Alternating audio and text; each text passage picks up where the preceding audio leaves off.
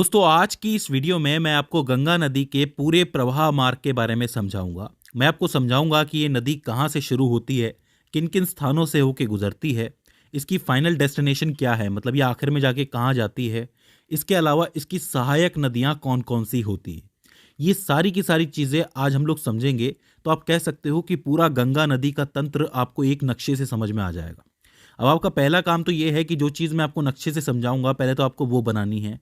इसके अलावा साथ के साथ जो मैं फैक्ट्स आपको बताता हूं उसको आपको लिखते जाना है, क्योंकि उससे डायरेक्टली प्रश्न बनते हैं। तो ज़्यादा देर ना करते हुए हम शुरू करते हैं। देखिए, सबसे पहले तो कुछ चीज़ें जान लीजिए गंगा नदी के बारे में।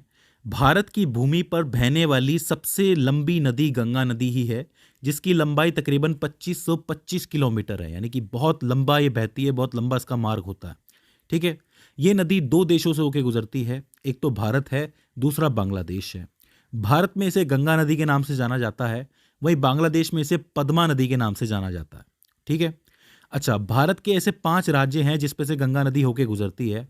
एक है उत्तराखंड, जहाँ से ये शुरू होती है, फिर आता है उत्तर प्रदेश, फिर बिहार, फिर झारखंड के थोड़े बहुत हिस्से, और फिर पश्चिम बंगाल। अभी इस रास्ते को मैं आपको अच्छी तरीके से मैप की मदद से समझाऊंगा और आपको अच्छी तरह समझ में आएगा।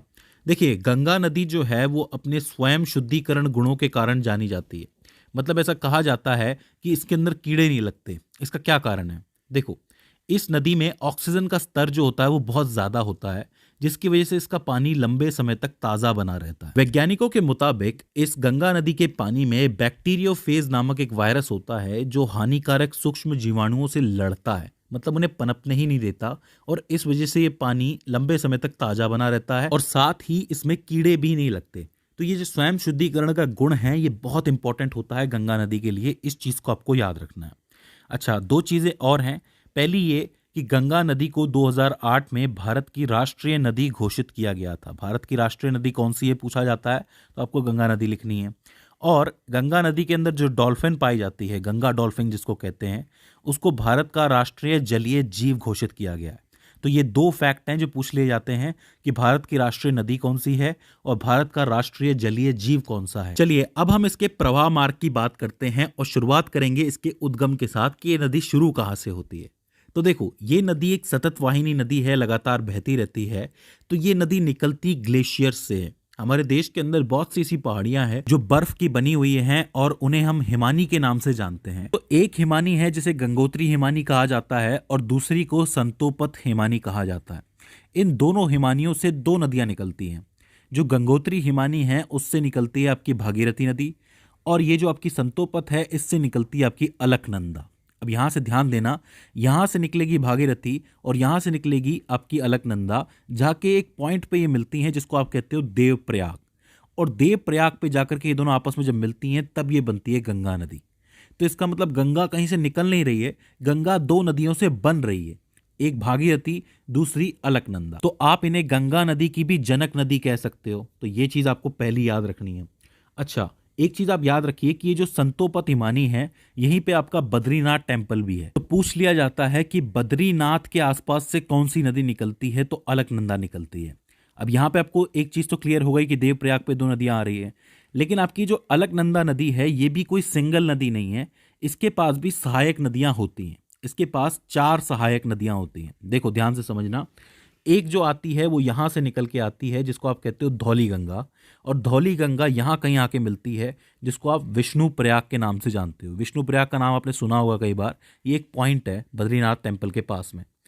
इसके बाद आप थोड़ा नीचे आओगे तो एक नदी और आती है जिसको नंदाकिनी के नाम से जाना जाता है, नंदाकिनी, जो यहाँ आकर के मिलती है नंद प्रयाग के ऊपर।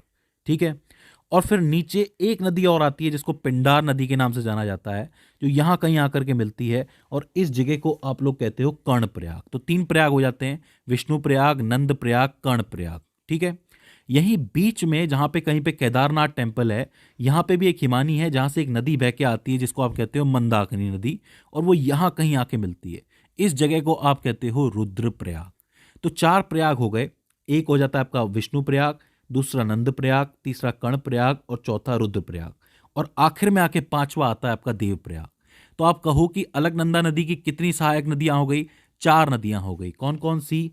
एक होती है धौली गंगा, एक नंदाकिनी, एक पिंडार नदी और एक मंदाकिनी। तो उद्गम स्थल आपको समझ में आया कि गंगा नदी के बनने में किन किन का हाथ होता है।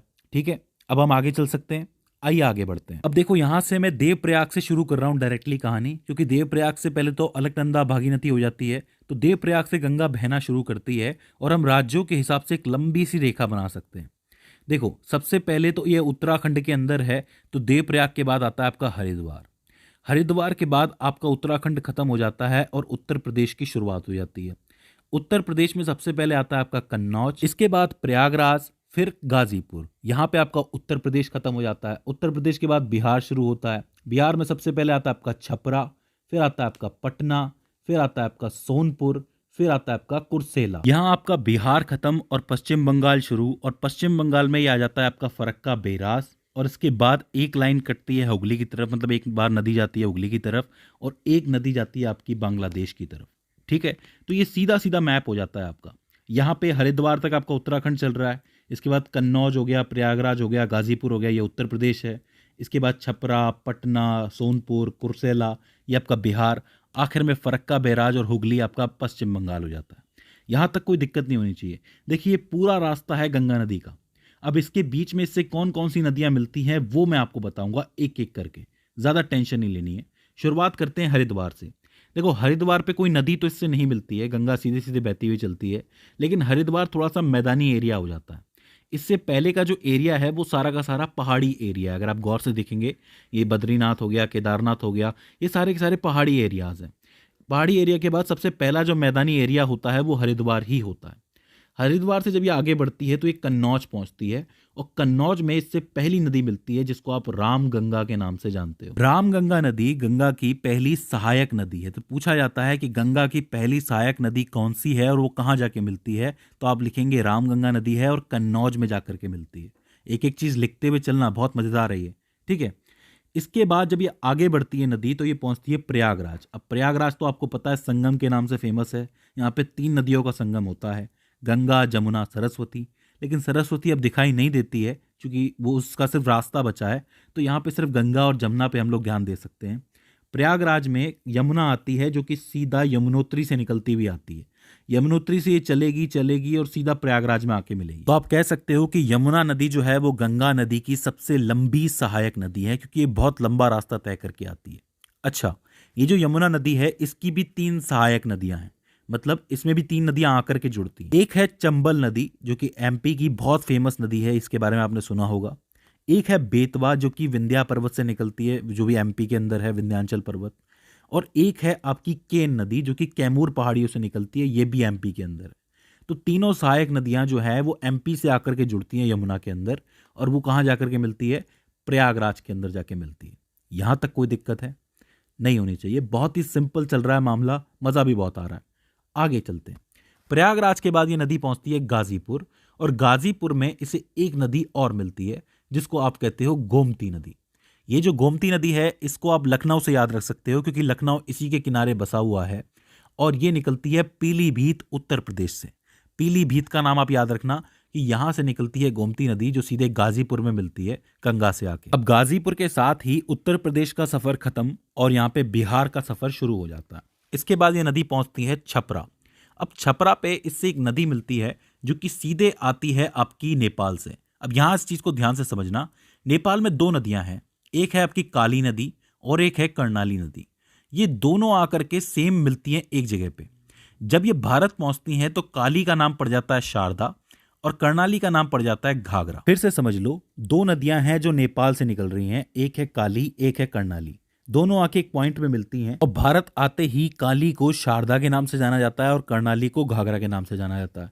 ये दोनों जब मिल जाती हैं नदियां, तब इसको ओवरऑल घाघरा के नाम से जाना जाता है। ये घाघरा नदी आते आते सीधा छपरा पहुंचती है और छपरा में मिलती है गंगा नदी से आके। यहां तक कोई दिक्कत है नहीं होनी चाहिए, बहुत ही सिंपल है। इसके बाद ये नदी पहुंचती है, मतलब गंगा नदी पहुंचती है पटना में। अब पटना में एक नदी आ रही है इस तरफ से, थोड़ा दक्षिणी भाग से आ रही है, जिसको आप सोन नदी कहते हो, जो सीधे कहां से निकलती है, अमरकंटक की पहाड़ियों से निकलती है, जो कि मध्य प्रदेश और छत्तीसगढ़ की सीमा पर स्थित है। वहां से ये नदी चलती है सोन नदी और पटना में आके गंगा से मिल जाती है। अब देखो, सारी नदी अब तक ऊपर से आ रही थी, इस तरफ से आ रही थी, ये एक स्पेशल नदी है जो यहीं से निकल रही है और यहीं पे आकर के मिल रही है। तो इसको आपको ध्यान में रखना है, ये बहुत इंपॉर्टेंट बनता है। ठीक है, पटना के बाद ये नदी आगे बढ़ती है गंगा और पहुंचती है सोनपुर। लेकिन सोनपुर में एक नदी और आती है जो सीधे नेपाल से चलती हुई आ रही है, जिसको आप कहते हो गंडक नदी। अब इसे गंडकी नदी भी कहा जाता है। मैं आपको बता दूं कि ये नेपाल की प्रमुख नदियों में से एक है जो आकर के मिलती है आपके सोनपुर के अंदर। सोनपुर से ये चलती है कुर्सेला की तरफ, और कुर्सेला में एक और नदी आती है जो कि नेपाल से निकल रही होती है, जिसको आप कहते हो कोसी नदी। अब कोसी का नाम तो आपने बहुत बार सुना होगा, ये बात मैं जानता हूँ। कोसी नदी कहाँ आके मिलती है? कुर्सेला पे निकलती है। लेकिन कोसी नदी इसलिए बदनाम है क्योंकि ये अपना रास्ता बार बार चेंज करती है और इसकी वजह से बार बार बाढ़ भी आ सकती है। ठीक है, आपने सुना होगा कि एक बार फिर से कोसी की वजह से बिहार डूब गया। तो इस नदी का जो रास्ता है वो थोड़ा सा कंफ्यूजिंग है, लेकिन ये कुर्सेला में आकर के मिल ही जाती है गंगा से आके।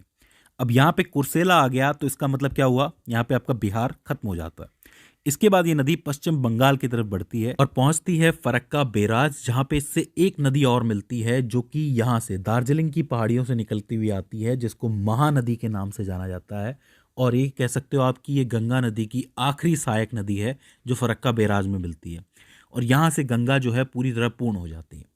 और ये गंगा फिर आगे बढ़ती है पश्चिम बंगाल की तरफ, जहाँ पे हुगली की तरफ एक रास्ता जा रहा है, और ज़्यादातर हिस्सा कहाँ जाता है इसका? बांग्लादेश की तरफ। अच्छा, जब ये पश्चिम बंगाल में जाती है तो यहाँ पे इसको गंगा की जगह हुगली नदी के नाम से जाना जाता है, और हुगली नदी के किनारे ही आपका कलकत्ता भी बसा हुआ है। तो ये चीज़ आपको याद रखनी है।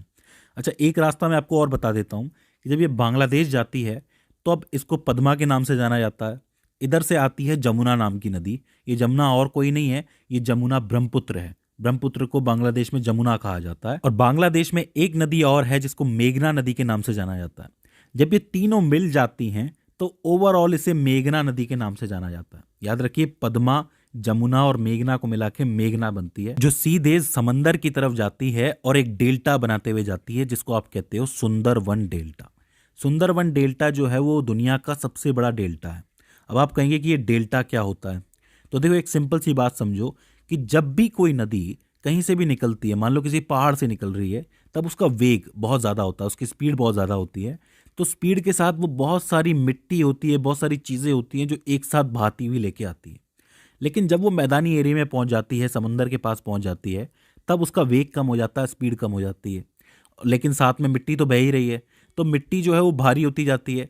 तब इस किनारे पे क्या होता है ना, समंदर के किनारे पे ये जो नदियां हैं इनकी स्पीड बहुत कम हो जाती है और मिट्टी रुक जाती है।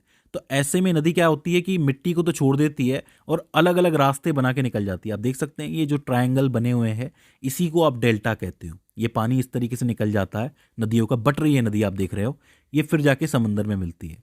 और इस पूरी जगह को आप डेल्टा कहते हो। ये जो मिट्टी के बने हुए टीले, ये जो ट्रायंगल टीले हैं, इनको डेल्टा कहते हो।